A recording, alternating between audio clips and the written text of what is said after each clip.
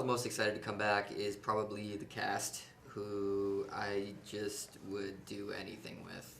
And I want to do as many installments of this movie as possible just so I could be around them more. My answer is pretty similar. I admired all of these actors, and being offered the opportunity to go shoot a film in London and China with all of these people I respect so much, and I was a fan of the first one. I thought it was really fun, so it was a no-brainer. You ever take their belts?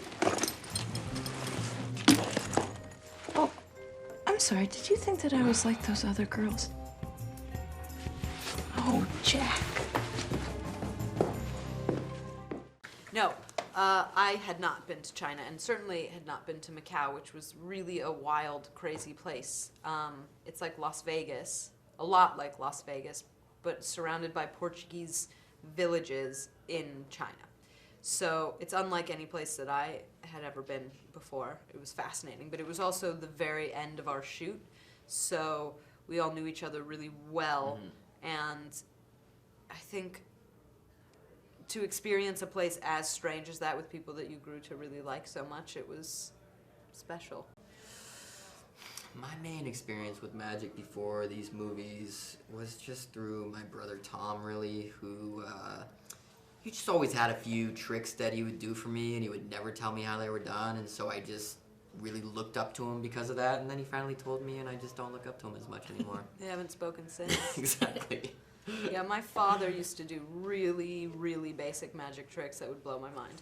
Not just like the thumb pull-off one, but he would put a cork in a bottle, and he could get it out with a napkin. Really? Yeah. Impressive. Magic. Yeah. Yeah, so we had magic consultants on both movies, and they were beyond helpful. I mean, we couldn't have done this movie, either movie, without them. And so in the first movie, my character is a sleight-of-hand magician, and so it's a lot of like hand dexterity stuff and card throwing. And in this movie, it's a lot of the same, but I wanted to just, you know, do something new, and so I learned just different ways to throw the card. In terms of, as opposed to just the normal way to throw it, I can now kind of flick it where it spins at you, and I can flick the card in the air and catch it in my mouth. So just like little things that will essentially be on the screen for a second or two, but I think it adds credibility to my character. Like, I'm still growing as a magician. Yeah, anytime we had any downtime between takes, or even, you know, if we were just on set and not in whatever scene, we were just being taught different things or just being shown different tricks by the magicians. It was a very magical place to spend your time.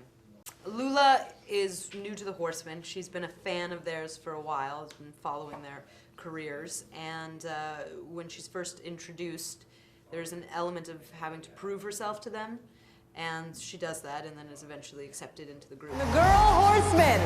Woo! Yeah! Nope. But her specialty is called geek magic, which is like gross out, bloody, shocking stuff.